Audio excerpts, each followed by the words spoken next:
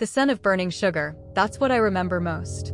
Not the sweet, warm smell of Grandma's oven, but acrid smoke clawing at my throat. My hands, usually dusted with flour, were clenched, nails digging into my palms as I watched. The sirens wailed, a banshee cry against the orange glow that consumed our world. Our bakery, the Golden Spoon, was gone. Just like that. Grandma trembled beside me, her frail hand a cold knot in mine, her silent sobs shaking us both. Her life, our history, turned to ash. Marcus Kane. His sharp grin smile flashed in my mind, even as the fire engines poured water onto the smoldering ruins. He'd wanted our Sunstone Bread recipe, the one with that magic, that unexplainable joy.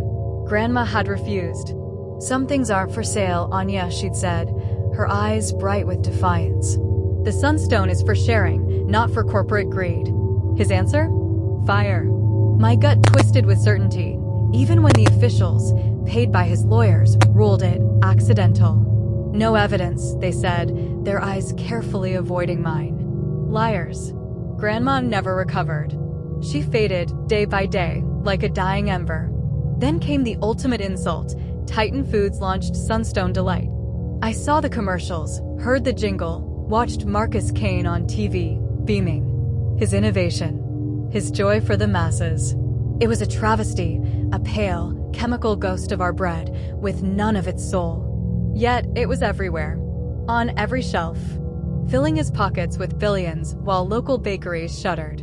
Grandma lay on her deathbed, her breath rattling. "The Sunstone. Protect the Sunstone," she whispered, her voice a fragile thread. Her eyes, so full of life even in fading, met mine. That was it. My sacred oath. My reason to breathe. I wouldn't just bring him to justice. I would make him rot. I went dark. Took on odd jobs, anything to scrape by, but my mind was elsewhere. My hands, once skilled in kneading dough, now sought precision tools. My new kitchen wasn't for baking, it was for creation, for vengeance. A makeshift lab, humming with quiet machinery, smelling of something sterile, something cold.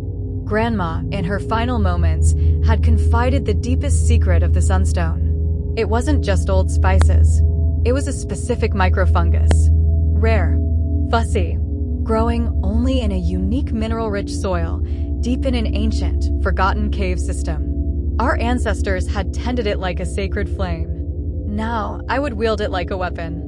I became a bioscientist. I pored over ancient texts, modern microbiology journals. Years blurred into a single-minded obsession. I learned that the Midas fungus, as I called it, wasn't magic, but a neurochemical marvel. Processed perfectly, it released compounds that kissed the brain, bringing a profound, fleeting sense of well-being. A chemical hug. But, isolated and purified, it held a darker truth. It could slowly desensitize the brain to all other pleasures. A double-edged blade, and I knew exactly which edge I intended for Marcus Kane. The day came. My heart hammered as I typed out the anonymous email to Zenith Corp, Titan Foods' biggest rival. My offering, AuraDust, a revolutionary flavor enhancer. It was my Midas fungus, purified, potent, ready to ignite their senses and then, slowly, dim their world. Zenith bit. They were desperate for an edge against Kane's monstrous empire. The launch. Zenith's new bakery line, infused with AuraDust, exploded. Customers raved. Zenith's muffins make me feel so good. Their cookies just hit different. I watched from the shadows, a grim satisfaction tightening in my chest. The joy was intoxicating, palpable. Titan Foods' Sunstone Delight was a ghost in the market. Kane's frantic calls to his labs, his desperate attempts to reverse engineer AuraDust, I heard about them all. He couldn't replicate it. It was mine. My secret. My curse. My weapon. But then, the quiet dread began. AuraDust was working perfectly. Too perfectly.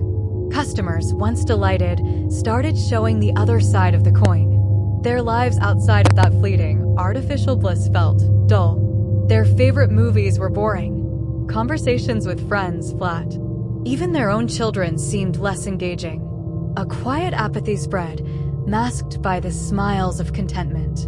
Society, unknowingly, was beginning to rot from within, fueled by my engineered happiness. It was a bitter, painful truth to witness, but the cost, I told myself, was necessary. This was for Grandma. This was for the golden spoon. Then, the final stage. My network buzzed. Marcus Kane, cornered, desperate, had used his corporate espionage. He was stealing AuraDust directly from Zenith Corporation. He planned to mass-produce it himself, to reclaim his empire, to wield my weapon. I allowed it. I even ensured his security was just lax enough for his goons to succeed. Let him have it. He was now the unwitting vector for his own destruction. His labs, however, were not mine. They rushed the process, impatient, greedy. They didn't understand the Midas fungus. They failed to process it properly. When Titan Foods launched their hastily made Super Delight line, it wasn't a hit. It was a catastrophe. I saw the news feeds erupt. People collapsing. Overwhelmed. Excruciating sweetness turning to pain. Blinding colors to searing white. Joyful sounds to deafening static, all followed by a profound, paralyzing melancholia. Mass panic. Public outrage. Titan Foods wasn't just ruined, it was annihilated. Marcus Kane, the shark, was facing lawsuits, potential criminal charges for intentionally poisoned food. I watched it all, alone in my lab. The silence was absolute. My hands, still steady, felt cold. He was broken. Destroyed.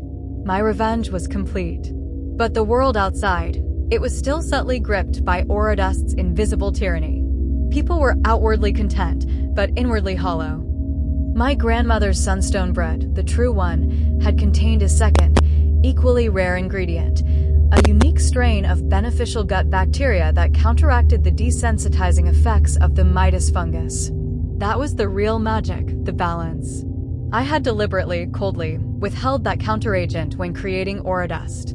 My revenge wasn't just to destroy Marcus Kane. It was to use the corrupted version of my own family's legacy to expose the monstrous cost of corporate greed. Both my betrayer, Kane, and the unsuspecting public, via Zenith, had paid the ultimate price for the commodification of happiness. I was the silent bioscientist who had engineered his downfall, but also the architect of a global, subtle tragedy. I had sought ruin, and I had created it. The sweetness of revenge was undeniable, but as I looked out at the city lights, the lingering taste of global apathy was a bitter, permanent aftertaste. My hands, once blessed with dough, now knew only the touch of vengeance. And I, Anya Petrova, the last true guardian of the Sunstone, was forever bound to the shadow I had cast. If you enjoyed the story, please subscribe and drop a like.